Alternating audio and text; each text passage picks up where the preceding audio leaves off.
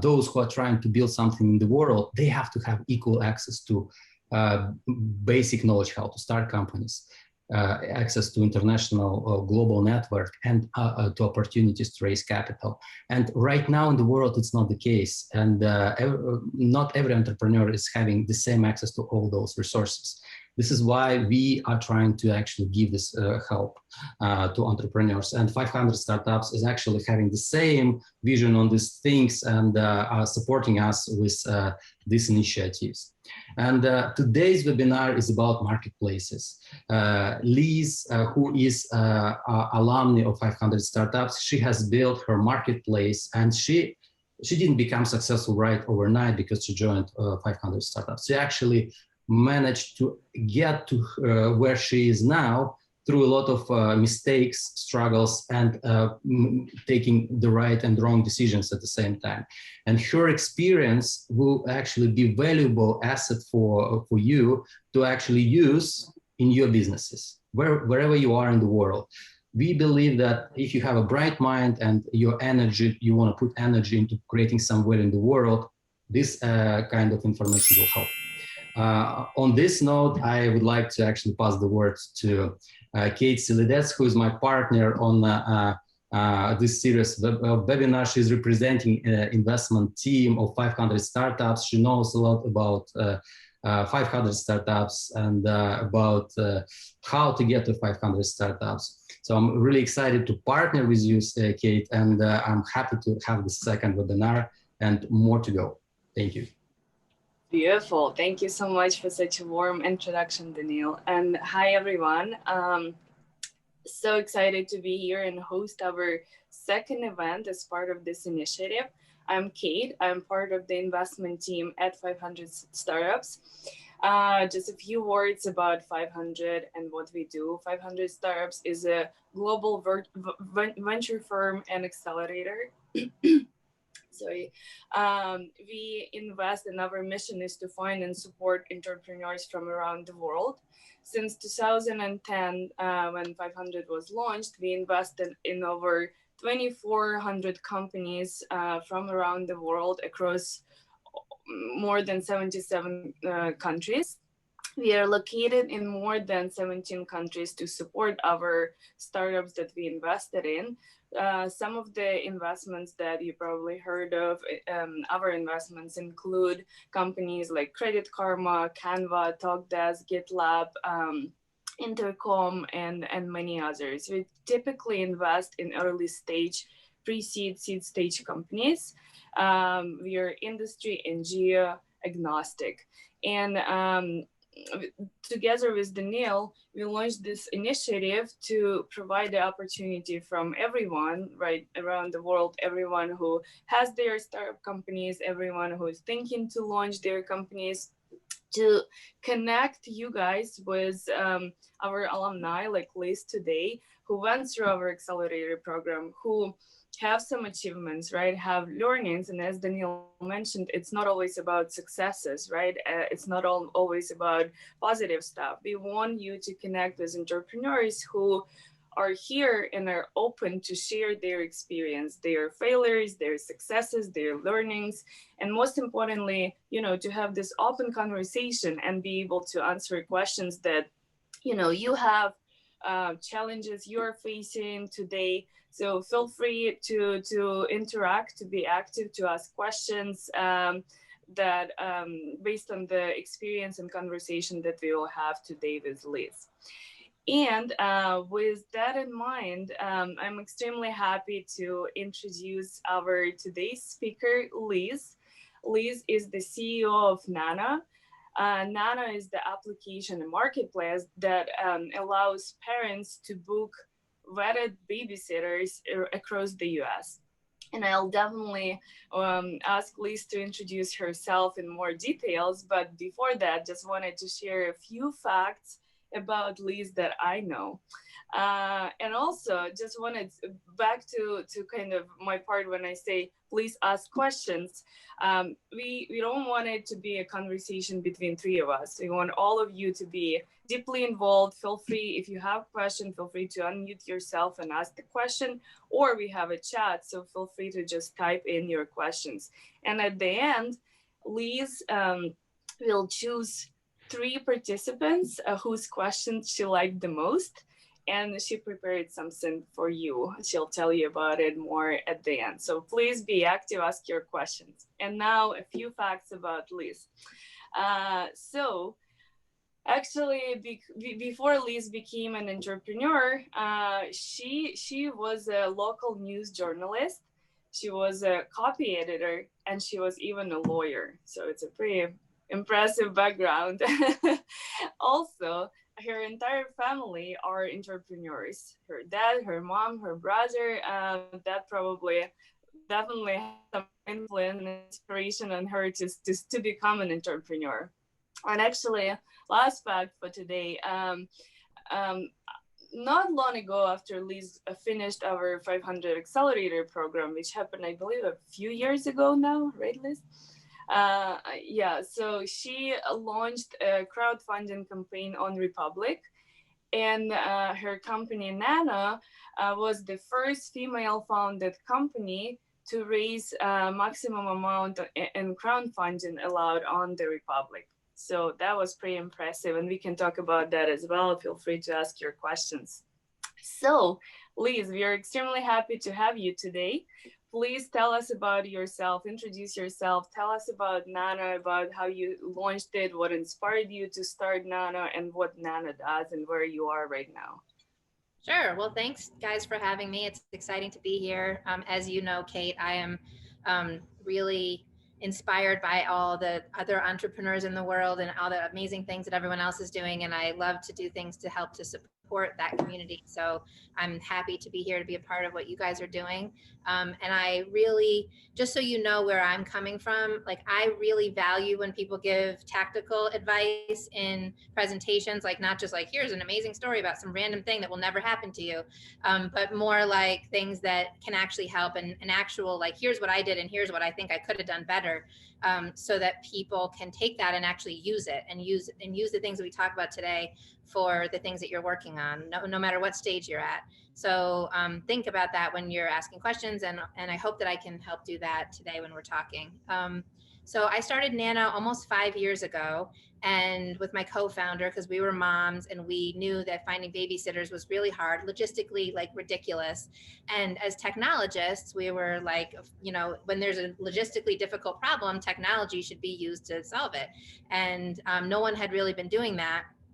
So we started our company really not having a clue what we were getting ourselves into. And I don't even think that I identified it as a marketplace. I didn't even really know what a marketplace really even was. I was just like, we could do something kind of like Uber, but for babysitters. And so we started building it. And so really from the outset, I gave no thought to the challenges of building a double-sided marketplace. Like I knew that that's what we were doing, but I didn't realize how challenging it would be or what the specific issues involved would be. Until we really got very far into it. So that's one of the things that I hope we can talk about a little bit today. Just it is challenging when you have a marketplace where you're basically getting marketing to two different sides of the market, and then your product is to match them together. The matching part, ironically, ends up being kind of the easiest part, and the finding them and understanding those two different sides of your marketplace can be hard. So I don't know if you want more details about how we started, but that's my perspective on how we started. And here we are now. We have 25,000 babysitters all around the US, including in crazy random places, because that's one of the things that we can do with technology. We don't have to be there in order to recruit there. So we do that. We have concentrations in the bigger cities, but we also have people all over the place. So, and there's a lot of challenges that go with that, and the United States as a market, and the United States as really almost like the EU, like a lot of different countries, because every state kind of has its own personality and its own challenges. So I think that's interesting for anybody who is interested in the US market in a physical way. You know, like obviously you can sell products to people wherever, but especially digital products. But if you're doing something that has a physical component, the logistical issues of the United States can be kind of unique. Absolutely. All right, so it sounds all very interesting, and you know, I like to go to the problem right away, and so we passed this introduction part, and let's actually figure out why marketplaces have failed. Like, you are building a marketplace, and you are seen probably most of the problems happening in this marketplace. In your personal opinion, why they fail, and what's actually needs to be done for them to actually become successful? So I think the two things that make marketplaces fail, and there have been a lot of failed marketplaces in general in the US and especially in my industry, so I've studied them really carefully to avoid the same mistakes. The first thing though is if your product is not really well suited to being a marketplace. You know, everybody after Uber, and you know, there's a bunch of different marketplaces that came out like 10 years ago. Everybody wanted to do it, and they were like, we can make a marketplace for car washing, we can make a marketplace for everything. So to me, I don't think that a marketplace model is necessarily the right model for every type of business. So I mean, that's one reason that a lot of them failed, because it was just there was no synergy between the two sides of the market. There was no immediacy. You know, our marketplace is on demand. A lot of people tried to do on demand products that didn't have an immediacy to them. So you didn't really need to be booking it in that way. So you were just kind of creating this big logistical problem for yourself for no reason, because nobody really needed to have it be that quick. So I think finding the right business model to serve the need that you have identified is the first thing. And then this kind of goes along with it. The other thing in marketplaces, especially, I mean, every single company needs to have what we call unit economics. I don't know if you guys all know that term already, but the idea being like the basic idea of unit economics is, can I sell this product for more than it costs for me to make it, right? Like that's it. The basic, I can only be profitable if the price that people are willing to pay for the thing is more than the price it will cost for me to get it to them, right? Just basic, simple stuff. In a marketplace, that can be really challenging because we don't always know the answer to that, right? Like if you're making a widget, you can say, okay, I need some metal and I need some factory stuff and I know what it all is and I know what it's going to be. So I know that, you know, other people are selling a similar thing. It's a lot more easy to ascertain from the start. With a marketplace, the real cost of both sides of your equation, like how much are people willing to pay, is one thing. You don't always know. And then the other side is, how much is it going to cost for you to do this thing? And really that's where we start suddenly getting into marketing, because really the main cost of all of it is how much it costs for you to acquire these people to come to your marketplace. And if you don't know that, you don't necessarily know if your unit economics are going to work. So that's the scary thing about marketplaces. People are like intuitively like, there was a famous one in California called HomeJoy, and it was this one where it was it was a house cleaning service, and everyone was like, that's cool, everyone needs house cleaning. It isn't the kind of thing that needed to be an on-demand product, because you might need your house cleaned, but you don't necessarily need it cleaned at an exact specific time, right? So that they kind of failed probably partly because of that, but mostly they failed because they were not able to sell this house cleaning service for more than they were, you know, it was costing them to get customers. And then the third reason, which I almost forgot, is this thing called disintermediation. So that's a big word, but it basically means cutting out the middleman, right? Like, okay, so now we know who these people are. Why do we need to go back to this marketplace platform to keep on getting this service or this product or this whatever? So if you don't have a good protection against the users on both sides just cutting you out, then your marketplace is only valuable as a discovery platform, not as a long-term platform. So that's another reason that they fail. So those are the main challenges that I think are universal to all marketplaces. Absolutely. And like, yeah, we work with so many companies, and actually for marketplaces specifically, I think figuring out unit economics, that's probably one of the most, you know, popular reasons why a lot of marketplaces fail. And how did you figure it out yourself? Like, did you have to spend a lot of money to figure out your unit economics for Nanno? Tell us a bit about it. Well, I'll tell you that it was probably, we were probably doing it for 2 years before I ever even thought about the idea of unit economics, which is ridiculous, I know. But you know, that's first time founder for you. It's, and it's still an ongoing challenge. I mean, especially in our market where both the parents and the sitters are not full-time doing any of this. So, you know, how much value do we really get out of a sitter recruiting? So what we finally have done is just realize that, well, looking at our competitors, we realized that a lot of them failed not on the high cost of acquisition of the parents. It's always going to be high. Like, we're always working to get it lower. But if we can provide a valuable, sticky product and we can prevent disintermediation, then we will have a high lifetime value, so we can afford to pay the cost of acquisition on the parent side. But if we have to pay too much for the supply side, that's where a lot of our competitors have gone under, because we need, in my business, we need a very high quality product. We need these caregivers to be great, right? Like, we need them to be background checked and we need to know everything about them. But we can't spend too much money acquiring the supply side, or else our unit economics will never work. So we focus on that, and most of our technology development has been toward trying to push down the supply side cost. That when we pay for a parent, it's basically just all profit from on their side after we pay our cost of acquisition on the parent back. Absolutely, very helpful. And kind of on that note, you know, what in your opinion, like, when was that breakthrough kind of getting from an idea to an MVP? What does it take? You know, are there any necessary steps that you would recommend to take? And maybe from your experience, are there any steps that you would recommend to avoid and, like, don't spend your time, energy, and money, of course? Yeah, and on this note, I would like to also ask our audience a question: at what stage their companies are. While you, Liz, are sharing your opinion, we will be waiting for the people to actually share their stage of the company. Perfect. So for me, it's very specific to technology, because I don't know anything about making a physical product, you know, so take this with a grain of salt. But I think that this insight really came a lot from my experience with 500 startups, to give you guys credit for that. I really think that you can do a lot of MVP yourself in a technology product. So I have a list, I have a little thing to share with you guys. I'm not going to share it right now, but we'll share it when it becomes more relevant. There's a little list of resources.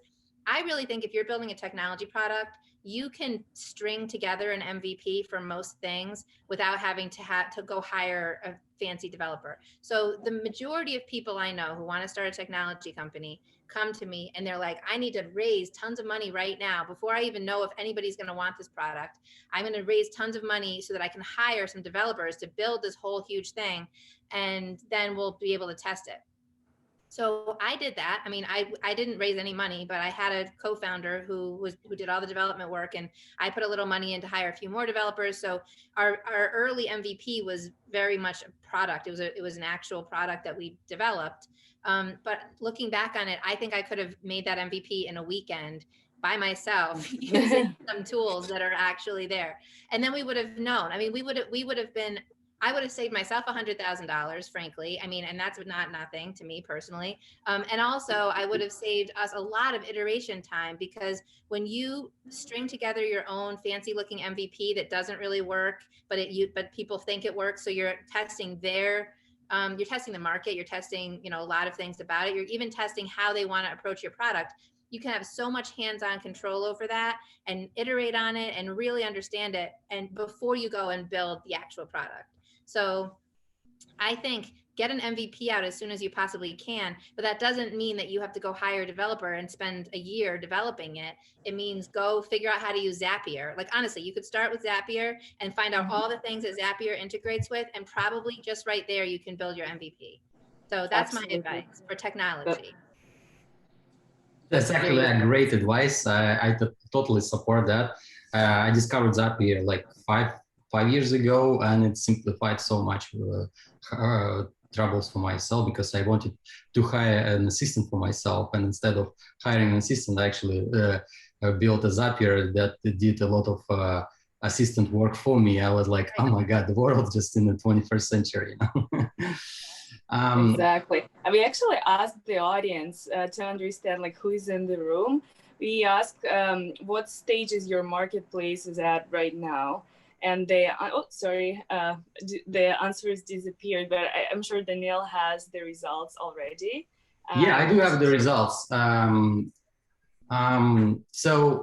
very interesting that at idea stage, we have 21% of the audience. MVP stage, 26% of the audience. There are 16% of companies who already have first customers in the United States. And those who are at a later stage that are growing at 11%. And 26% of the audience is not a marketplace. Mm-hmm. I think there was a failed answer. Anyone who failed yet? No, there is none who failed yet. That's great. That's hopefully it's honest. All right, let's move on. And I have the other question for you. So in order to actually get to the market in most efficient way, and you already touched a little bit on unit economics, but before unit economics, you wanna, I mean, as part of unit economics, I would say, what would be the best channels to use in order to find product market fit? And if you could actually develop this answer into a customer development strategy and testing channels. So I think this would be like the very valuable step for most startups that are trying to understand how to actually win the first customers. I think so. So I think that it's important to test your assumptions on this. So I have a thing I'll share with you guys. I'm going to share my other screen so you can see this. And I'm really mostly sharing it so you see what's available that we're going to share with you later. Can you guys see it? Yeah. Yep. Yeah. Amazing. Okay. So this is, so basically there's lots of different channels. And originally I was going to try to give you my insights on which channels are best for which things, but really, so at the bottom, you'll see at the bottom of this list, these are my my recommended reading. And this book, Traction by Gabriel Weinberg, is really good. And it really goes through like how to test a lot of these channels. But he has a strategy for like pick your top 3 and test them and see how they go, and try to give the test enough time so that you understand if it worked or not. But it really depends so heavily on the industry. And I will just give you one little war story. So my main market is parents, right? And everyone has been telling me since I started this company, the thing that parents are always on is Facebook. So go do Facebook ads. And Facebook ads do not convert for my business. And there's a reason. And I think it makes a lot of sense now that we tested the heck out of it and realized it just is never going to work, is that it doesn't work as a conversion channel, meaning it's not going to be a place where someone sees the ad and then suddenly goes and buys the thing. Because it's, people are not on Facebook when they're in a childcare bind, right? Like if they're looking for a babysitter, unless they're going there to go to a Facebook group that they think can help them, they're going on Facebook when they don't have an emergency. And so it's not the right time for them to be trying to buy my product, right? So that's the thing that I always think of now in terms of how to test channels is your product something that you can buy on impulse or do on impulse, or that you would want to go explore impulsively? Or is it the kind of thing that's a very high intent thing? So I'll just tell you my personal little philosophy on this. Things that are impulse buys are perfect for Facebook, Instagram, places where you see it and you're like, oh, I want that. I'm just going to go do it right now. I'm going to convert immediately based on the quality of this marketing. Or even, long time later after I've seen a million ads, finally I'm going to go buy the thing. But things that are high intent, like I am looking for it because I need it right now, it lends itself a lot better to search marketing, like SEO and paid search and things like that. And everything that you can kind of capture the person when they are searching for your solution. So I think that's the first thing to always ask yourself when you're thinking about this testing of channels is, do I have a thing that is that people are looking for on purpose, like they're going to be Googling it and I should be there when they do? Or am I the kind of thing that they would probably never think to Google because they never even thought of it because I just invented it yesterday. But once they see how beautiful it is, they'll just want to buy it right away. So those are really like very ends of the spectrum, but depending on where you are, that's kind of going to indicate what you at least should start by testing with. And then the other thing is, think when you're doing your testing, think about how long it's going to take to have an answer, right? Like some things that you were trying to test, like SEO is a good one.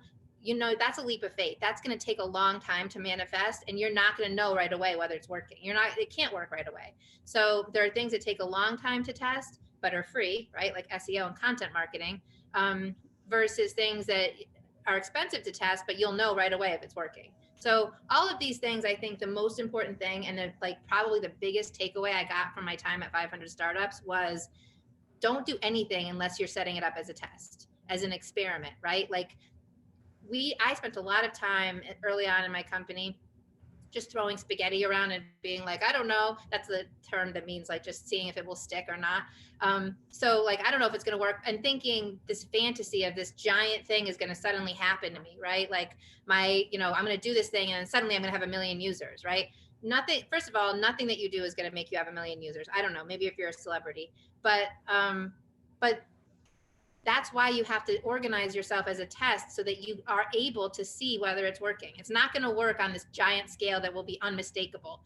It will be like looking at your traction, like, did you get more users that week? And like, how many more? And maybe it's not even that many more, but it's more. And so you can say, well, that did actually work. And here's how many more users I got that I used to not have. And here's how much the test cost me. So that's when you're starting to dial in on your cost of acquisition, right? Like you might get like only 5 new users, but you only spent $100. So now you have a nice $20 cost of acquisition, and you know that. You can actually start knowing that early on. And I think that's the most important thing about testing. Absolutely. Thank you so much. And I believe we have another poll to kind of dig in more and ask the audience about their marketing channels. Daniil, if you have that, could you please show it on the screen? And you guys let us know. Perfect. And in the meantime, Liz, I'll move on to the next question while the audience is answering. So you kind of already touched based on kind of demand versus supply for marketplaces, and it's such an important and kind of big topic in the market for marketplace companies. There's always it's always a challenge to kind of provide a demand and supply, and it's always challenges to satisfy both sides. And I think that's kind of like number one, probably top 3 challenges that a lot of companies who are building marketplaces are facing. Any strategy, like from your experience in your kind of example building Nanno, how did you provide that supply versus demand side of things? Any tools, any strategies? Please let us know. So unfortunately, again, I'm going to say, like, for the broader audience, it so much depends on your product. So I'm going to say the opposite to mine. If you're doing a physical product that you can source in a lot of different places, you can do like that drop shipping thing, right? Like where you don't even buy anything until you've already sold it, right? Like, so there are definitely products that lend themselves very well to going for demand first, right? Testing demand first. Like, I don't know if you have an access to the ultimate supply side and you know how much it costs, then you're in a way better position than I am, right? Because you're like, okay, here's a widget, I can buy it for $5. I can go and try and sell it for $6, and I don't even have to go buy it for $5 until I have people who are asking to buy it from me. So that's one way, like that's one possible thing if you have that available to you. Similarly, with a service-based product, if the demand side doesn't care and they don't want to see who is going to be fulfilling their demand, then again, you can wait and try to go for the demand side first and find out how much demand there is before you ever even try to go invest in supply. Because at the end of the day, you're going to have to pay for supply, right? Like you're going to have to pay some amount of money to get whether it's a widget or a human person who's ready to be in your service-based marketplace. You're going to have to do something to get them. So if you can avoid having to do that until you've already identified demand, then that's awesome. In my case, that was not possible. So in my case, we really had to and still have to go after supply first, because our parents are not going to just come and, you know, say, oh, sure, send me anyone, and then I can go find them later. Like, they want to see who we have on the platform, and it takes a little while to get them on. So, you know, we have to run background checks and do vetting and all this different stuff. So we really can't go out to parents unless we have at least some supply. So at this point, I'm a little bit juggling between them. Like, we have some supply in places, not enough. Maybe we need to go get more now that we have higher demand. And so eventually it becomes a juggle, but it really depends on your business. Absolutely. Thank you for that. And we asked the audience, what marketing channels do you guys use? Social media, SEO, offline events, conferences, webinars, or other tools? Daniil, do we have the results for this one? Yes, we do. Almost 100% of the audience are using social media. 60% are using SEO. 28% of them are using offline events, conferences. 17% are using webinars. So it's like under, like very minor, like one fifth of the audience, I would say. And the other like 1/5 of the audience is using some other resources. So yeah, social media is the primary tool. Does it match with your strategy list? No, not for my business. I mean, I've tried. I wouldn't, if I were asked that question, I would say, yes, we use social media, but not a lot. And again, that's because I really think my product is very intent driven, right? And it's not awareness driven. So we use social media, like paid social media, we use for brand awareness and to keep, you know, kind of on top of mind, but not for, we don't think of it as a conversion channel. We think of it as something that is sort of necessary for good hygiene, but not necessarily something that we invest heavily in to think that that's going to drive the traffic that we need. That's actually a very important thing you raised. Many people are using social media to advertise their services, and they might assume, and I'm not sure about our audience, but they might assume that social media can help you sell. But you mentioned a very important thing, that every channel should have its own strategy and tactic. And for example, social media is giving good awareness, brand awareness, but it doesn't have to impact your conversion rate. So people would be aware, and social media is helping to actually warm up your future audience, future customers. And warm customers are easy to sell to, but using different channels, different tools probably. That's actually, like, I just wanted to actually summarize this as a good example for everyone to take on. Thank you. I know that you have a different opinion about strategic partnerships, so you have your own experience, we have earlier discussed. I am a strong supporter of strategic partnerships for startups, especially for early stage startups, because I think in many business models, I'm not saying every business model, they are helping to get to market faster, cheaper, and scale products easier. And we have plenty of examples. And I know that you have your own experience with that. And please share how important it's for you, and what did it help you, and what do you think in general about that? Sure. So our original go-to-market strategy when we first launched was based entirely on strategic partnerships. It was based on, we were going to partner with schools. It turns out, in case anyone's thinking they're going to do this, schools are really hard to partner with. So that's one disadvantage. But we thought we were going to partner with schools, hotels, mom groups, whatever, and that everybody was going to spread the word about our product to their groups, and we were going to give discounts and maybe even a commission. And that was our plan.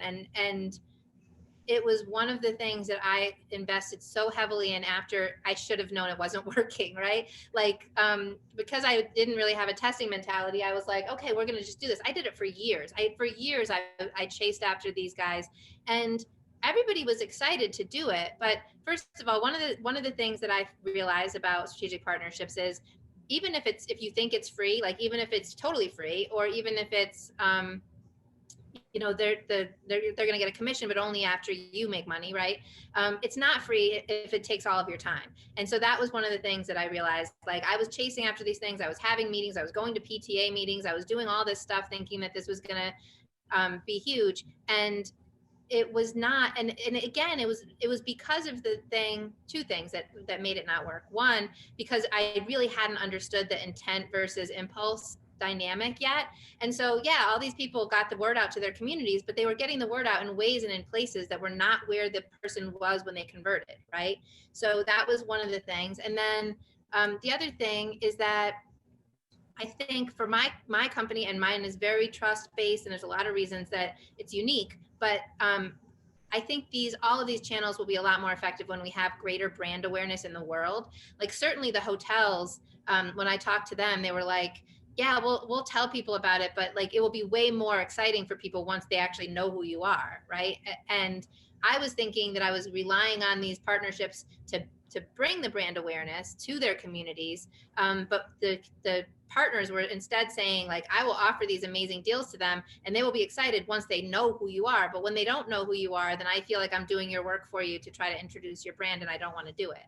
And again, that is partly because of my type of business. Like people don't necessarily want to put forth a childcare option that they don't know about yet. So there's a lot of reasons, and I won't say it totally failed. We had a few mom groups that really did, you know, just kind of word of mouth amongst the group was really helpful. But for the most part, even now when people are in similar industries going after parents, telling me like they're going to go to employers, that's another strategic partnership that we tried and did not really manifest for us. Like employers offering this to their people. And I was like, you know, you can do that and you're going to spend like weeks on this partnership deal. And then they're going to do it. They're going to give this, you know, whatever email to their community. And then like 2 people will convert. And so, because those are the only 2 people who actually need your product right now. So I do think I plan to reintroduce a strategy later when we have more brand awareness and as an opportunity to get people something that they already know has value. It was just not a good way to introduce the value prop to new audiences for me personally for this business. Got it. But on long term, what do you think this would help you to have strategic partnerships? And in general, would you advise other entrepreneurs to actually go into strategic partnerships? I would never advise them not to. I mean, it can be great. One of the things that we're always looking for is ways that you don't have to just front a whole bunch of money before you even know if it's going to work, right? Like obviously that's what we want. And partnerships are a good opportunity to have whatever the cost of that partnership is going to be, besides your upfront negotiation, whatever it is to be on the back end, right? Like after someone, like even if it's a discount or if it's a commission that you're paying to the partner, it's always going to kick in after the people have done the thing you want them to do, right? So in that way, it can be amazing. It's just, it really is a matter of, is it a good fit for what the message, not even necessarily the product, but the message and the way that you're going to market. And if it is, then it can be amazing. It has so many good benefits. It's just like everything, you have to be evaluating it against your actual value prop and whether people are going to be open to interacting with what you're offering in that way. Absolutely, yeah. I have a very simple but important question. So, you know, like as marketplaces, it's like a very kind of referral-driven, feedback-based business, right? It's all about, you know, when people talk about it, when it becomes viral, when people leave comments and share great things about, you know, the services that you provide. And it's very often very hard to start, right? Would love to hear your story and your strategy to get your first 10 customers. Like any specific, like how challenging it was, any specific, you know, tools that you use, strategies, any tips you can share with the audience so they can probably apply it for their marketplaces. I'm going to tell you, first of all, to be perfectly honest, I don't think we have achieved that level yet. And that's for a lot of reasons and a lot of things that we did wrong. Well, let me tell you this. This is probably I made a lot of mistakes early on. In the very beginning, we wanted to be invitation only. We were thinking like, if we are really like almost like clubhouses right now, like that was my strategy for it. Like if people believe that they have value in inviting other people to the platform, then they will be more likely to do it spontaneously. And so we thought we were going to do that. And I still think it's a pretty good idea. It's just that those types of marketing strategies are incredibly hard to execute on. And I don't think we had the chops to do it, frankly. And I don't know, maybe it still wouldn't have worked even if we had, but so promoting it that way, like getting people to have to refer it in order for other people to be able to access it, is a way, which I don't think, I mean, it's a hard way to execute on. And so for a long time, we didn't have any like really easy other referral besides that. So now we do, and we do get like the majority of our traffic through, well, not the majority, 40% of our traffic through referral now, which is more than any of our other channels. But I think that the weird, unique thing, besides the invitation only experiment, which didn't work, the weird, unique thing I can tell you is a lot of people will say that you get your first 10 customers from people that you know, and like getting people that you know to use the thing. And for whatever reason, I have not. I mean, I don't even know if anyone that I actually personally know uses my product. It's the weirdest thing. Like, I mean, certainly some people do. I'm not going to say that. Like, certainly there are plenty of people who do. But like in the beginning, like trying to just get my friends to do it, my personal friends didn't need to. Like, they either had way too much money already and they didn't really need to resort to a platform like mine. They already had like 6 nannies, or they, for some other reason, they had parents nearby, like whatever, they didn't need it. So I really personally did a lot better when I started looking at the market as a whole. And I would say a lot of the things that people do. So I'm giving counter advice right now, like not like how I succeeded wildly at this, because I still haven't succeeded wildly, but how I succeeded well was to ignore all the advice about getting your friends to do it, or like investing really heavily and making sure that all of your early customers have like the most perfect experience ever. Like all of that advice just caused us to waste tons of time on things that were fruitless. Whereas what we really found worked was like just figure out a generalized marketing campaign and pay a little money to test out things. Like Google AdWords has been phenomenally successful for us. And you know, you can do that without even knowing anybody. That's one of the things I think is really cool for those of you who are not in the US, which I think is most of you. Like, you don't have to move here to be able to start an online business here. And I didn't realize that. Like, we have caregivers all over the country, including in places I have never been before and never intend to go. And you don't need to personally be there in order to make that happen. So to me, I think starting a generalized, like, you know, campaign of something that's like, how is this really going to come across to real people in the real market, and testing that for real. Maybe you're not going to get a bazillion customers right away, and maybe you have to pay a little money to do it, but you are actually testing your real channel instead of testing like whether your best friend will do it if you twist their arm. So. Absolutely. And that kind of brings me to the next question. You know, a lot of listeners on this call, a lot of participants are calling in from different countries, probably have their marketplaces in their local countries and cities and regions. A lot of companies are the same way. They're kind of long-term goal, and sometimes they want to start right away and go to the US market and scale there. What would be your advice? I know that you're building your marketplace locally for now. Are you planning to go globally, to scale at some point? Would you prefer to stay in the US only? And what would be your advice to our international entrepreneurs? Like, should they launch and focus on their local markets, or they can go ahead and start, you know, testing channels in the US and launch in the US right away? I think that really depends on the business again. I mean, I think that's kind of my answer to every question, but I will say one thing about launching in the US, if you're doing paid traffic, this is the insight that I want to share with you guys that no one ever talks about. So you go on Google or Facebook or any of these digital platforms, and you want to do, in the United States, you want to like target specific places. Like, I think that this specific place will be the great place, and like a city or a state or whatever. And in my case, we were trying to really target where we had high concentrations of caregivers, obviously. But it's so easy when you get into these, you know, digital marketing platforms, and anyone can do it. It's super user friendly. You get in there, they're like, great, let's target your market into some geographic region.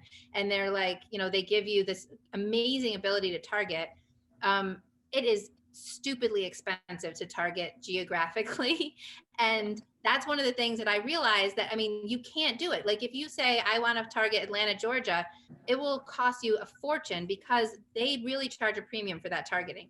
And that's something that I feel like people should talk about a lot more. And I don't know if this is the case in the European markets or any other places in the world, but in the US, the more targeted you're trying to be geographically, the more expensive it will be.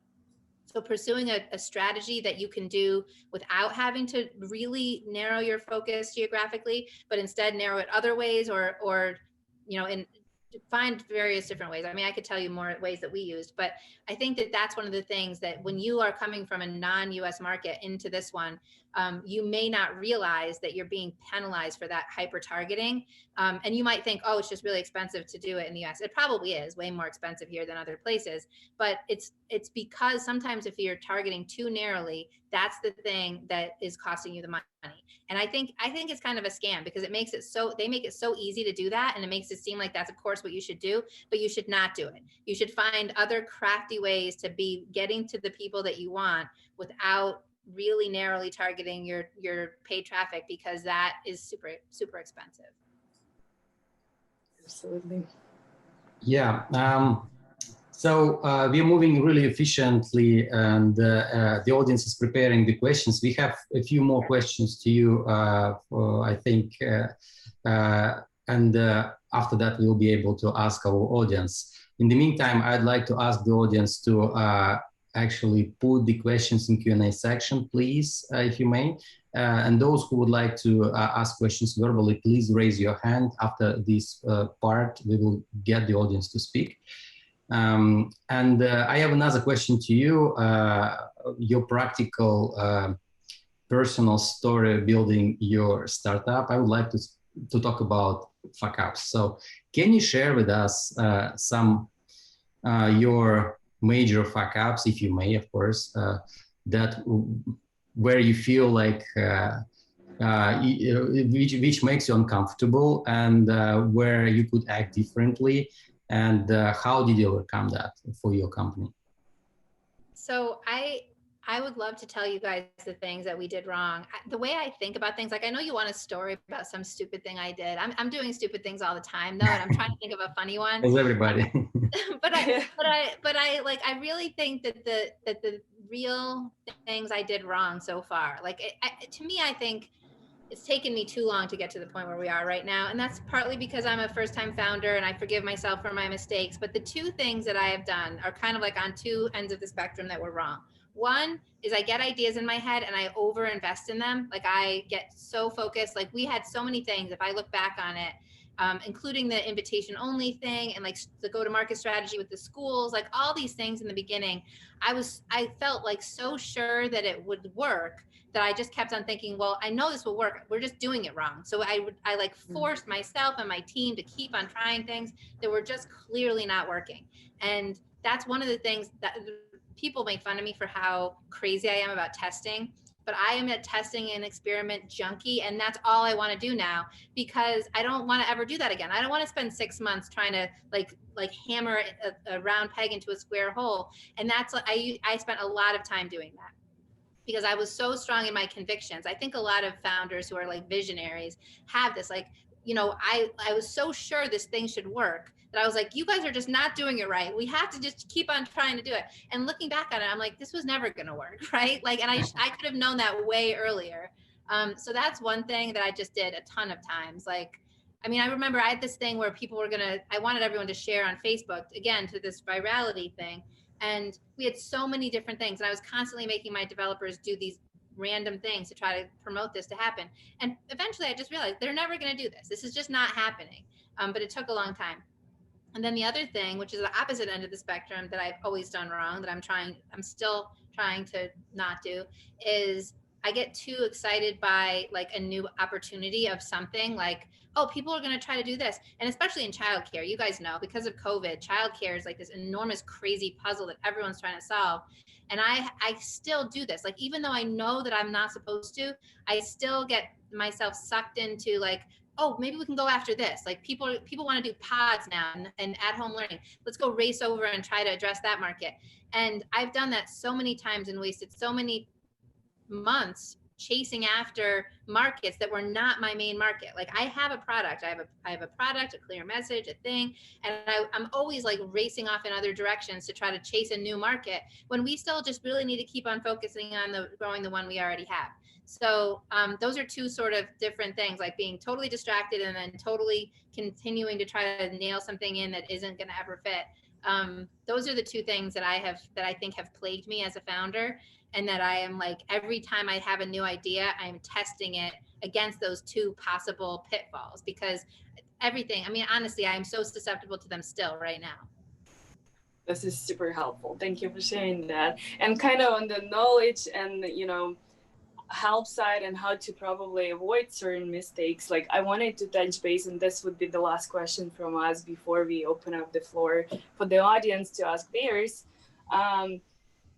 Because you were recently part of 500 Startups Accelerator, and a lot of companies who are here on this call eventually, not all of them, but probably most of them, eventually would like to try and go global, go launch in the US market. And, you know, accelerators very often kind of become helpful in it to avoid certain mistakes, you know, to provide a lot of supports and learnings and mentorship. I would like to ask for your experience at 500 and like in general, your advice about accelerators. Is it helpful? Would you recommend? And for people who are thinking of applying, like not necessarily to 500, but in general to accelerators, like why would they do it? What is the most helpful or unhelpful thing for them? And your general advice and experience going through accelerator. Sure. And I've done two. I did one really early on called Quake in New York. I'm not sure if they're still running a program, but we were early for them. And of course, 500. And so I really feel strongly that not all accelerators are equal. I mean, I think what I got out of 500 like changed my life. I'm not being like ridiculous, but I am a little bit. And I'll tell you why in a second, as opposed to the one I did before where it was good. There were things I got out of it, and some of them were similar things, but I shouldn't have spent as much time like going, because they didn't have good programming really. And I mean, no offense to them, they did their best, but we were early on, like we were only their second batch. The programming was not that helpful. I had to fly to New York to go. And honestly, I probably should have just taken the money and then not gone to the programming at all. So I do think there's a really big difference. And I think that if you guys are evaluating accelerators, you should talk about the programming and you should talk about the focus of the programming. So we chose to go to 500 later after we'd already been in the market for a while because of the focus on scaling and growth, which is really what I needed to learn as a founder, and that I really did learn as a founder from the programming of 500. The other thing though, in both accelerators that I did that I think is the biggest long lasting, I mean, it's hard to really put a longevity on the knowledge that you gain. Like I certainly gained a ton of knowledge that I use all the time from 500. But I think the biggest other thing that I gained from both accelerators was the network, and particularly my other founders in the batch. So my 2 or 3 people from my batch are like my absolute most valuable advisors right now. Like, I mean, of course I rely on the staff of 500 for things, but like the fact that I know these other founders now who I can ask questions to, and some of them are, you know, multiple time founders, so they have amazing insights from other companies. I mean, I can't tell you how many times advice I've gotten from my other batchmates after we got out of batch, that I called them and I was like, this is what's going on. And they gave me the solution that completely changed my company that I needed. And I don't know how I would have gotten that. I probably wouldn't have gotten it if I hadn't had the access to those guys. So that's the network in both cases is really helpful. And primarily the network of other founders that you meet there. And my advice to you is value that when you're there too. Like some people didn't. Like I know there were some people in our batch that I never even met, or there are some people in our batch that really didn't engage that much with the rest of us. And I, that's fine. They got what they needed to get, but I think they missed out on this. And so when you do an accelerator, make sure that you value those connections with your other companies, because eventually, like, hopefully you'll all be wildly successful, and having that network is amazing. So just make sure you invest in it personally when you're there. Absolutely. Thank you for sharing that. And this is one of the reasons why Daniel and I launched this initiative, is like, even outside of the accelerator, to build this community where you guys can talk to each other, talk with founders that we invite for these events, to share feedback, to share tools. Don't be afraid to share your mistakes, your failures, provide advice to each other. This is critical. And thank you, Liz, for sharing about your experience, not only building marketplaces, but also going through 500, and how helpful or not it was for you. And for everyone who wants to check out our program, our applications are now open all year round, so you can apply at any point of time. Our website is 500.co, so feel free to check it out and let me know if you have any questions. Yeah, if you may, please share the link to the website so people can find. Absolutely. Is it in, what's the best place to do that? The chat here on Zoom. Also, you may add it on live stream. That's absolutely perfect. And guys, if ask questions, if we can find it, we will definitely help you to find the website of 500. I actually wanted to add to what you just said, Liz, that I'm strong supporter of entrepreneurs helping entrepreneurs. And I think this is another resource that many entrepreneurs are trying to actually see, where every one of us, because I am also an entrepreneur, can know some certain things through experience, but we don't know everything. And all together as a community, we actually can help out each other with great expertise, with great connections, with a lot of things we can actually build because we can ask each other. And this is the power of social capital we are all building, and all together is much stronger than being on your own yourself. And in most cases, it doesn't cost anything. This is how it should work. Because, for example, in our community, we have people from, I think, every country. I mean, I'm not sure if every country literally, but most of the countries definitely visited our webinars or something. And now entrepreneurs can actually help out each other. Being in one country and trying to get to the other countries, they can ask directly, can you help us get to that country? How would we do this? Can you connect with local people? This is the power of social capital network, and this is how I think modern companies should operate, building communities and helping out each other. Yeah, I think we are done with this part. This was amazing. I really enjoyed that. And we have a lot of questions, guys. A lot of questions. Thank you, guys. We also have some questions on live stream, not only on Zoom, and we'll be navigating with that. Do you mind I take the first question from Dmitry Kozarev? And I read the first question. Absolutely. Yeah, let's just go through and see if maybe Liz answered already to some of them. Let's skip those, but otherwise, yeah, let's try to power it through. Yeah, absolutely. So Dmitry Kozarev asked a few questions, and first one is about trends. In your opinion, are you noticing a growing trend towards peer-to-peer model in the marketplace users? And he's also asking, is it complete user freedom possible in the model, or restrictions necessary? I'm not sure I understand this question. But he's asking in general also the trends you notice in the marketplaces for users.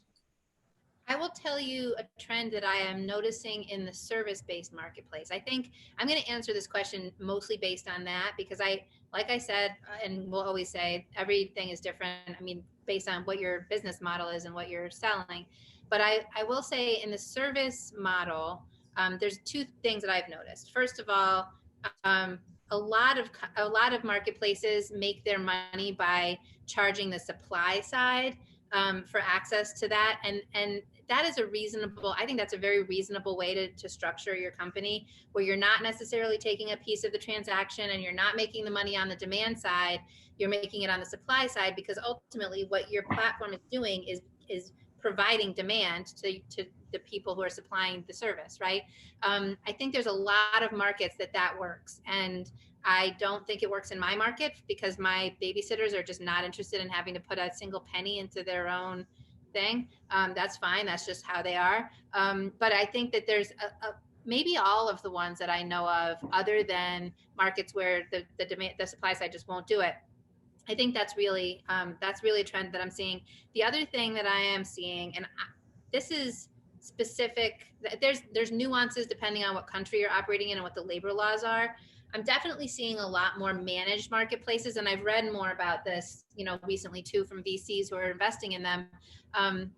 So where the supply side is much more controlled. So this goes to your question. I think I understand your question being like, do you really want it to be a total free market, like laissez-faire? I'm just providing the platform and everyone does what they want.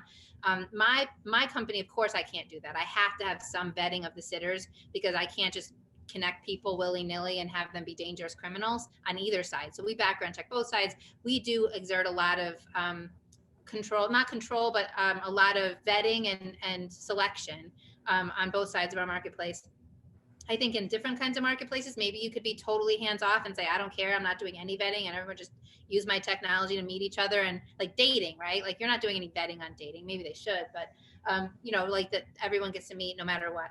So, and everyone figures out their own vetting. But then there's this thing, and we see this, I've been seeing this a lot in like healthcare and, elder care and other types of things where the supply side has to be more credentialed, right? Like I have to vet my caregivers to make sure that they're not criminals and that they know what they're doing. But they don't have any special credential that they need to have that I'm checking. But in like elder care or medical places, or places where there's a certification or there's some kind of credential that you need, the platform will actually control the supply side, like maybe even employ them and then farm them out to the demand side as a marketplace on that side. So there's definitely a trend going in that direction too, because then you can invest more. This goes into unit economics, but if you're going to invest a lot in your supply side, then you probably want all their time, right? Like you want to be in charge of all the time that they have to give out. That is a trend that I've been seeing. Hopefully that answers both of your questions. Yeah, thank you for that. Actually, Dmitry has two more. I'll skip one because you already answered about partners, but Dmitry, thank you for being so active. Another question that he has is, what is better, a broad-based marketplace that works with a broad central audience, or a marketplace that works with a narrow central audience? I think both can work. I mean, you got to think about this in terms of the unit economics, right? And you can think about this like in marketing too. There are products where paying $1,000 to acquire a customer is like reasonable, right? Because you're going to make like $10,000 off of them, right? In my business, like I have to be much more careful because my total value that I'm going to get off of the transactions is less. So it really does depend on what your product is and how much money you can make, like the lifetime value of those transactions. Absolutely. Thank you. And guys, if you have any questions you want to ask, you can just unmute yourself and ask it live. That's another It's actually raising hand, and I will unmute. Yeah, there is a button, raise hand. So just anyone who wants to ask questions verbally, just raise the hand. Yeah. Raise your hand. Okay, Daniel, should we move to the next question? Yeah, I have another question on a live stream, if you don't mind.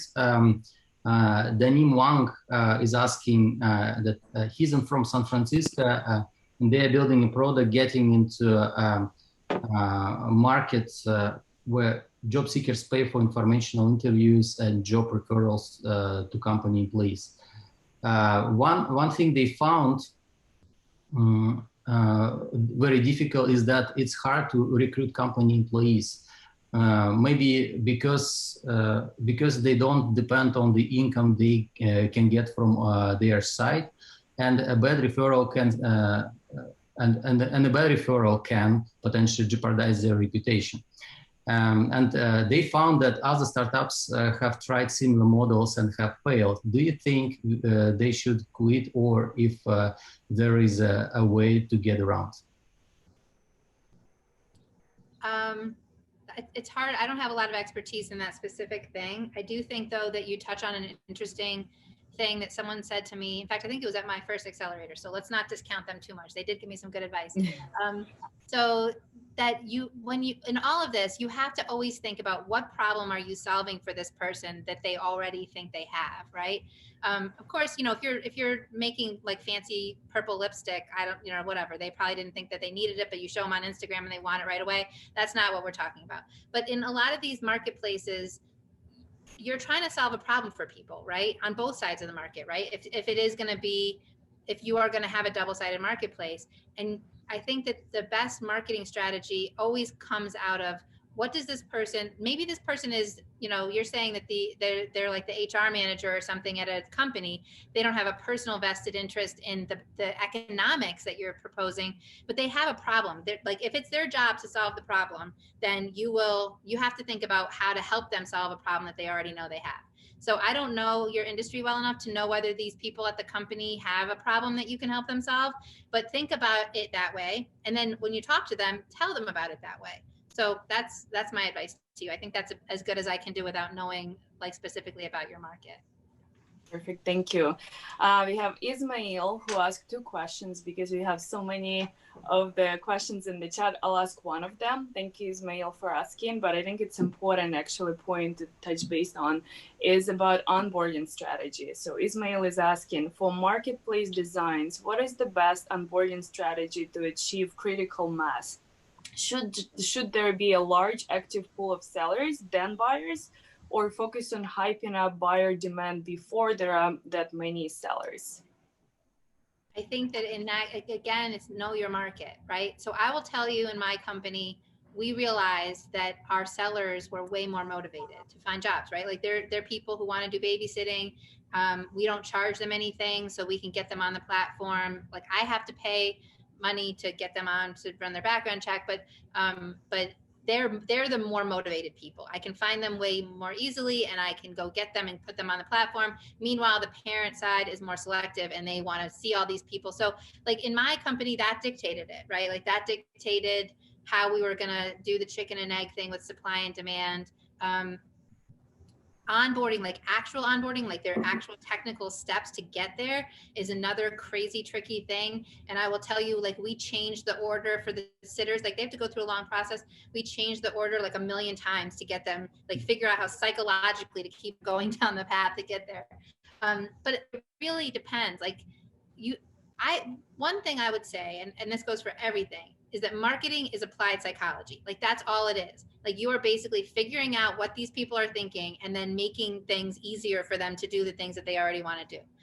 So it very much depends on your audience, how you want to approach it.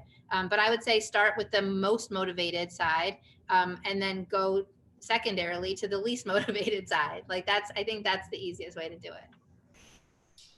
And we have one person who would like to ask a question verbally. Right. Just 1 second. So this is my nanny.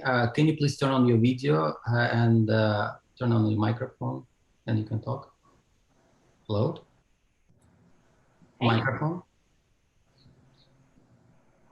Your microphone is muted. You're muted. Yeah. Apologies. Yeah, my name is Nino. I'm from Georgia, not US Georgia. I'm currently involved in the 500 accelerator program, Growth Intensive. Great. Basically, it's about nannies, tutors, the same model, more or less. And your talk was extremely super helpful. So my question is about the pandemic and how heavily it affected your business, and did you make any changes, and what is the long-term vision in terms of pandemic? Like how far along are you implementing the changes to address the new problems that it raised? Thank you very much. Sure. So that's a really good question. I will tell you, it definitely affected my business a lot. So much so that I just decided, you know what, we're not really going to try to grow at all in 2020. We didn't. We invested in our product. We did other things instead. It is kind of, I mean, I'm sure you can relate to this. And for the rest of the people on the phone probably are thinking like, childcare is such a big issue right now. Everyone in childcare should be doing great.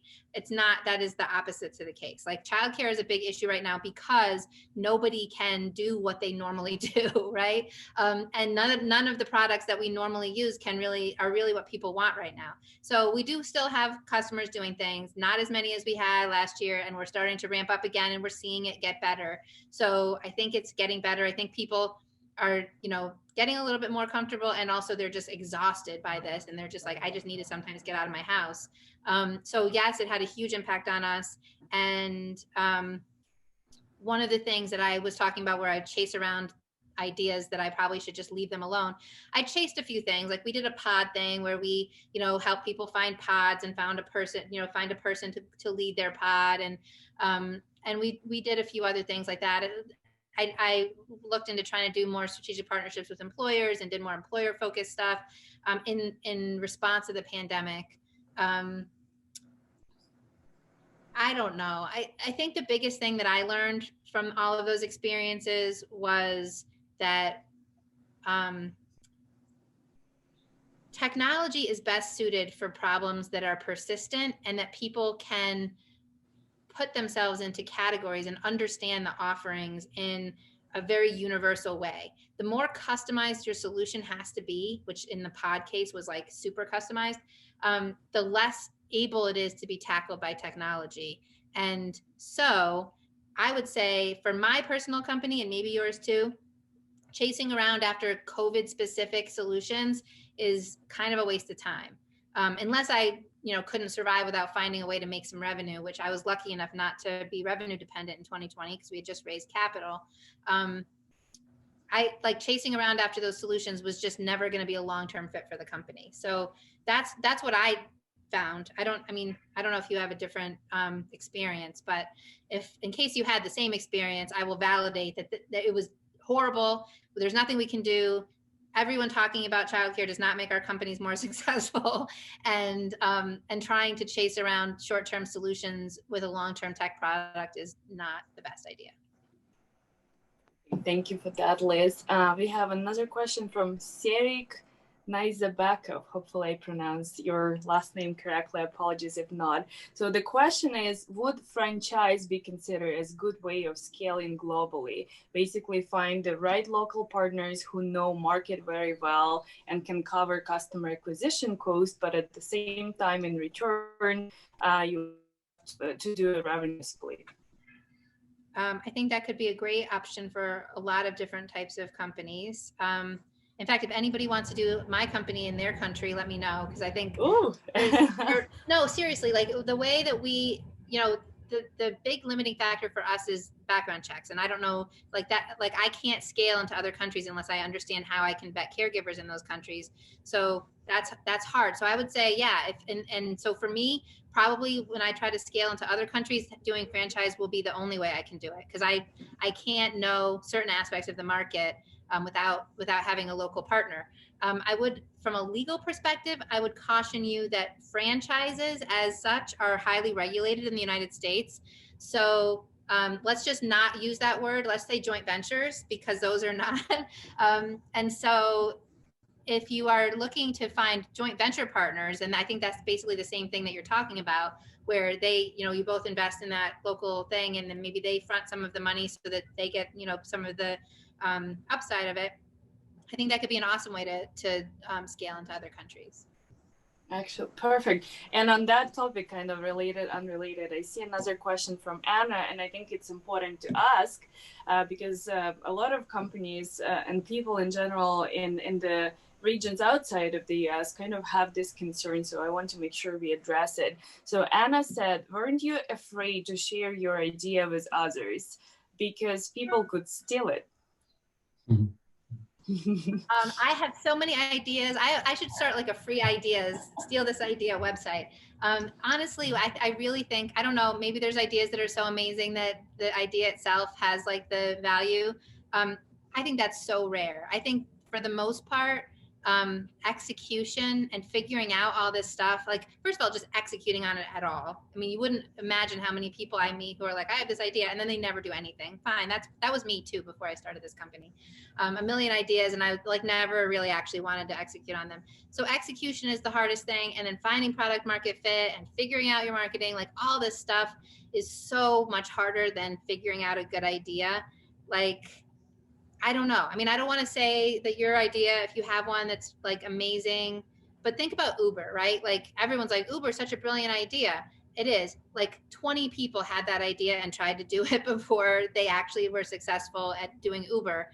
It wasn't really the idea that was valuable. It was the ability to execute on it, and more importantly, the ability to execute on it profitably, which of course they still haven't done. But for the rest of us who don't have their luck with fundraising, being able to get your product into the market is way harder than, you know, whatever. And everyone can steal my idea. Like my idea, I don't think my idea is like that earth shattering. Everyone thought this would be a good idea, but making it actually work is the hard part. I absolutely second what you just said, and just wanted to kind of again say, idea versus nothing. Like there are so many ideas out there. Take any idea, and exactly, it's all about the execution and the team behind it.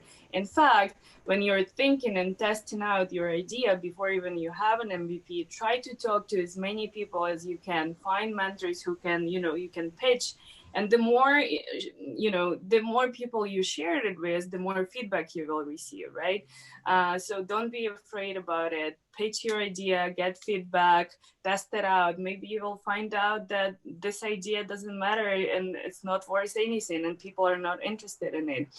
So don't keep it to yourself. In fact, if you don't have competitors, if you don't have similar ideas being implemented on the market in the world, then it's kind of a concerning thing, right? So be open about it, talk to people, get their feedback, share your ideas. That will save you a lot of time and money. Daniel, you wanted to add something? Yeah, I wanted to add that since you mentioned that you are looking at other markets, and this is a conversation for after the webinar, but as part of Go Global world, we actually can help you with plenty of markets such as Australia, Eastern Europe. I mean, let's talk afterwards. I think our entrepreneurs, such as those who are with us right now or on our network, can help you definitely, and I can connect you with many. It was a pleasure. Great. Let's finalize and wrap it up already. I think we've had a great conversation. Let's take final questions. I'm giving everyone to raise a hand. Oh, there is one who raised the hand, Ivan Bortnikov. Let's give one question, and Kate, why don't you select the final question? All right. Okay, two people want to ask questions. No, okay, one, I see. So there will be one question from Ivan, and the final question from you, Kate. Is that fine? Sounds good. Okay. Then I will let just a second promote panelists. Ivan, can you turn on your camera, please?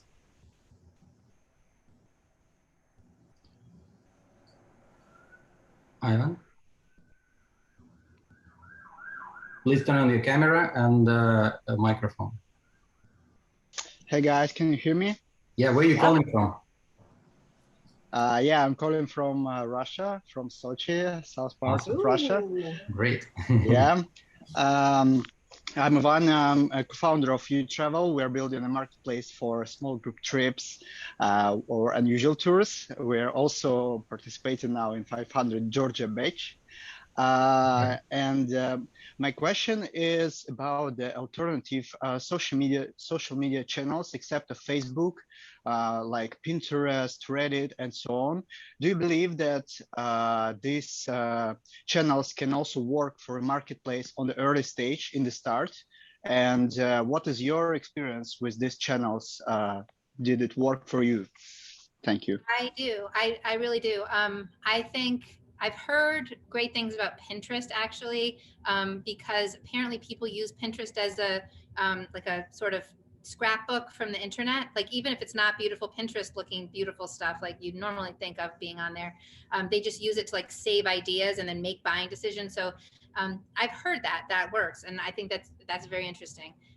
So I think that could work. And I also think, so Reddit, I don't use, so I think I would like to try Pinterest someday for my brand. I don't think I will Reddit because Reddit's audience is typically young men and they're not typically my customers at all. So I don't think it's really like, that's why I don't bother using it, but it's so powerful. I mean, obviously we're seeing that this past few weeks, but I think that it's, not only can Reddit be powerful in like actually spreading the word among big communities, but it also can be powerful in driving traffic for SEO. So I really wish I could use Reddit. Like I wish that my audience was on there because I think it's cool.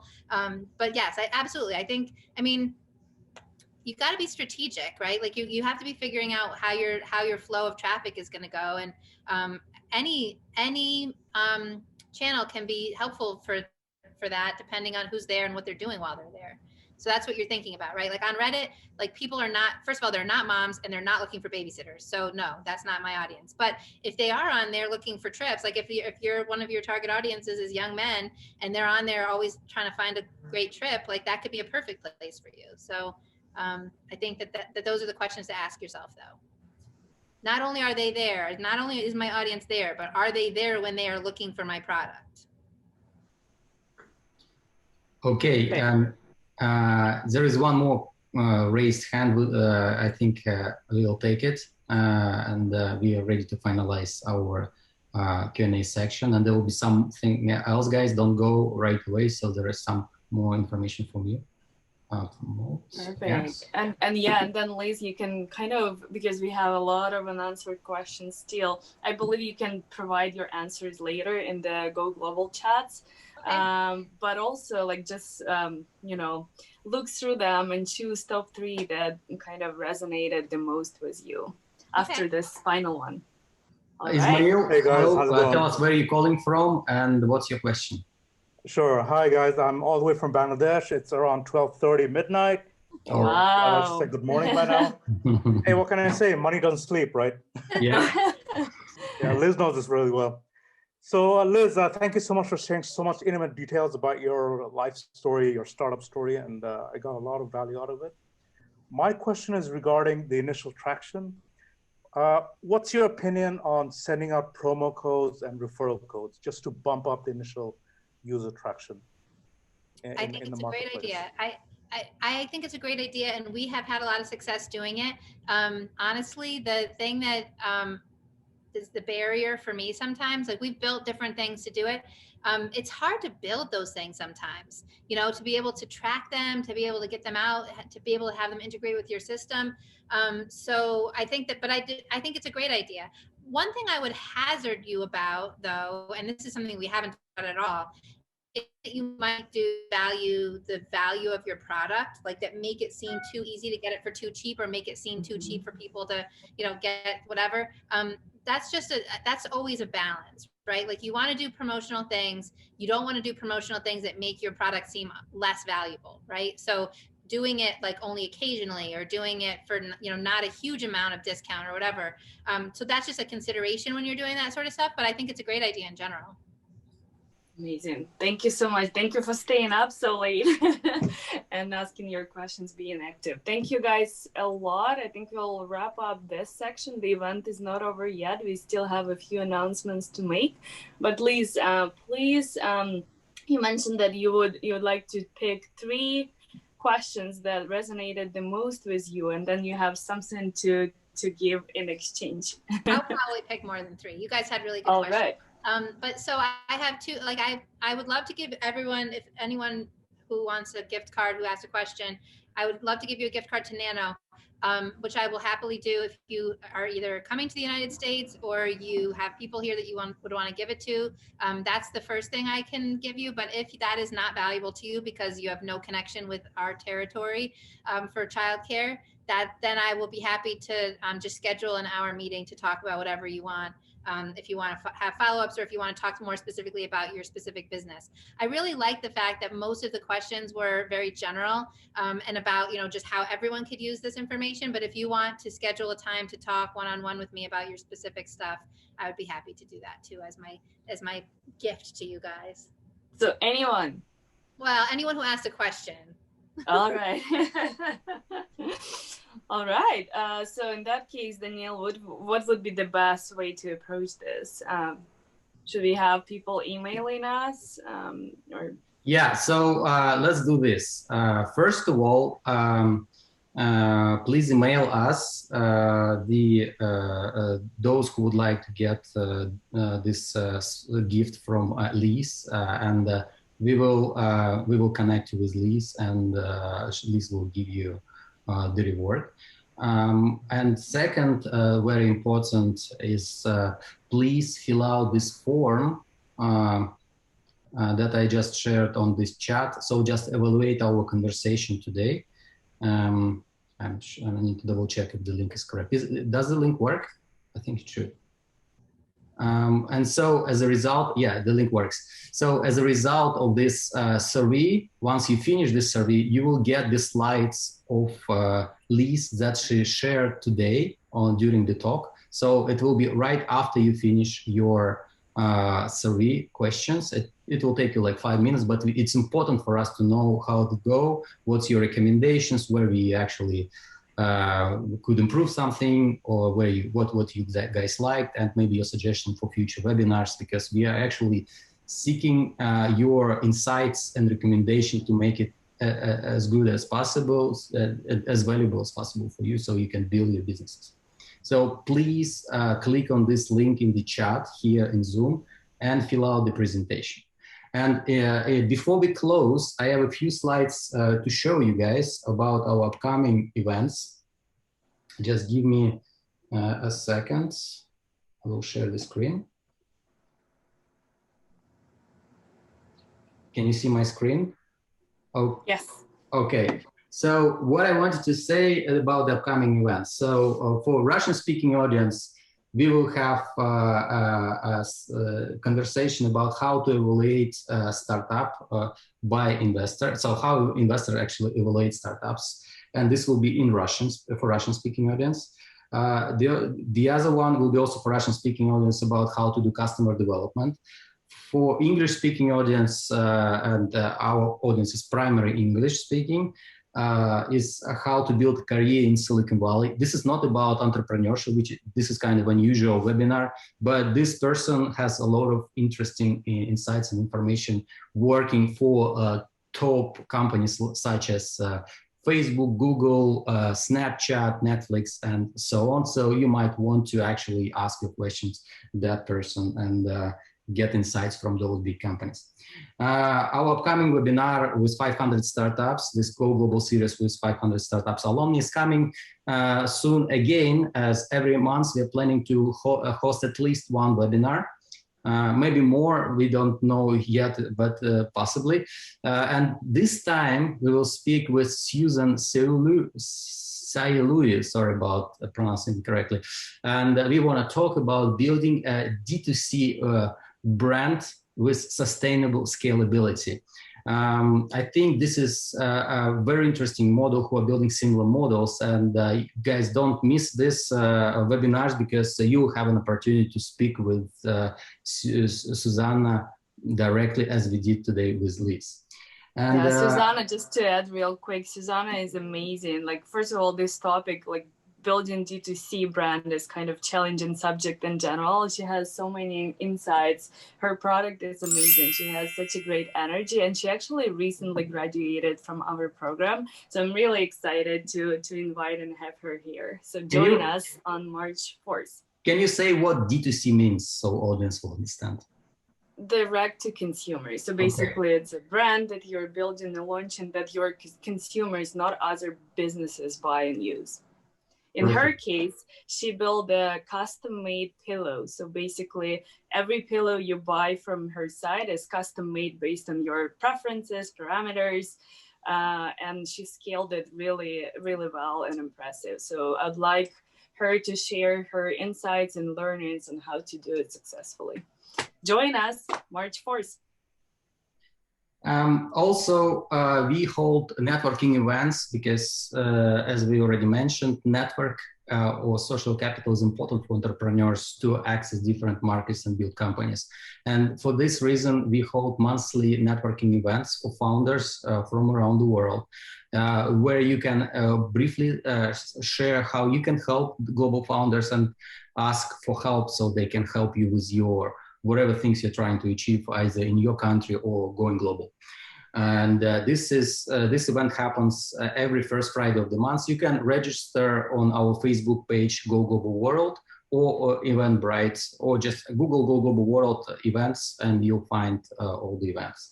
The same event we hold for Russian-speaking founders, just because we have plenty of those from Russia, from Eastern Europe, and this event happens also every month. That's it. I also would like to add that this QR code will take you to our Eventbrite page, and this is where you can always see our events. Just make sure just to press the button follow, and Eventbrite will notify you on our upcoming events with 500 startups and other global events with global speakers. That's it on my end. I'm really excited. And while I was presenting that, one thought came to my mind to share an email of Go Global World so people can ask to connect with Liz and so get the reward. So I'm sharing the email. And you can write to us and we will connect you with Liz to get your reward. So this is the email, info@goglobal.world, and we'll take it from there. Please also, if you want to share your maybe LinkedIn or email or any other, links to your profiles, feel free to do it in the chat as well, so people can follow, connect with you. Yeah, I already added Liz to my friend list. Hopefully she will accept me. Yeah, but let's wrap it up. And I think that was amazing webinar. I think we achieved our goal, because for us, every webinar is about talking about practical things, things that entrepreneurs can apply. And I think we achieved that. We answered a lot of specific questions, and I really thank you for that.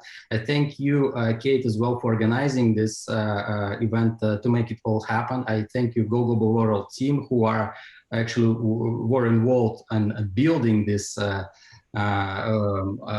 webinar from the background. And I would like to close this session with words of wisdom that you would like to share. You and Kate, or you may just say always. Whatever. It doesn't have to be words of wisdom. Maybe your final words you want to say to the audience, or maybe your key takeaways, or maybe words of wisdom. But this is something that comes to your mind, and it doesn't have to be super wisdom. Whatever you have on your heart, just share it as final closing statement. Okay, I'll give you some wisdom that I get from my fellow founders who I think are really inspirational. And it is that you don't always love what you're doing. Like there are hard times as a founder. Everybody on this call knows that. Like it's not always fun and games. In fact, sometimes it's terrible. Sometimes it's sometimes it's the hardest thing I've ever done. But ultimately, you have to still be joyful, and you have to still be having fun with what you're doing. And if it's not fun and games all the time, but if it's too much of a slog, if it's feeling too much like I just don't like this anymore, I just don't want to do this ever again, then maybe it's not a good thing to keep on doing. Or maybe you have to reimagine what you're doing and find the joy again. Because for me, that's what it's all about. Like if I'm really in a rut and I'm not feeling good about what I'm doing, usually because I'm the CEO, I can change my situation. I can find a different person to do the work that I don't like, or I can find a way to change, the drive of the company to a direction that actually inspires me again. And I think that that's something that we don't talk about a lot, but that your company is you. You have to love what you're doing to do it. So make it something that you can love, because the more you love it, the more successful you'll be at it. Absolutely. Thank you, Liz, so much for joining us today. Really appreciate your time, your insights, sharing your experience. And yeah, that's basically our goal for everyone on this call, to connect with alumni from 500 startups who went through the program, who have their learnings, mistakes, successes, and who are actually very open, as you saw today from the conversation with Liz, who was really open to share, you know, what she learned, what she would avoid, what she would recommend to do or not, right? So, and again, I hope you have a feeling, and that's what we're trying to build at 500, right, with our program. So every founder is very open to share, to help, to connect, to provide advice and opinion. So I want you to have the same mindset. Don't be afraid to, you know, share what you know, share your mistakes, share what you can help other people with, other founders with, because, you know, as I like to say, probably being the founder is the loneliest job in the world, right? And nobody else can understand you as well as other founders. So thanks to Daniil for building this amazing community. We would like to continue, you know, bringing more speakers, more founders who are open to share their experience with you guys. And that's why we shared that form, feedback form, because we're doing it for you and for us. It's very important to know what matters, what you would like to learn about, you know, what type of questions you want us to cover, what type of speakers to invite.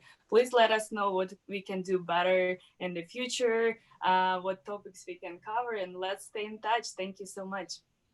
Yeah, thank you, ladies. That was amazing conversation, and thank you for the word of wisdom, Liz. I just want to say, Go Global World loves entrepreneurs, and we seek for your results. Just join us. You have all the links, and that was Liz Polizzi, the founder of Nanno, and also alumni of 500 Startups, and Kate Slidets, the representative of 500 Startups investment team, and myself. And we look forward to see you again, guys. Thank you so much for participating, and see you soon. Goodbye. Thank you, everyone. Thank you, Liz. Bye.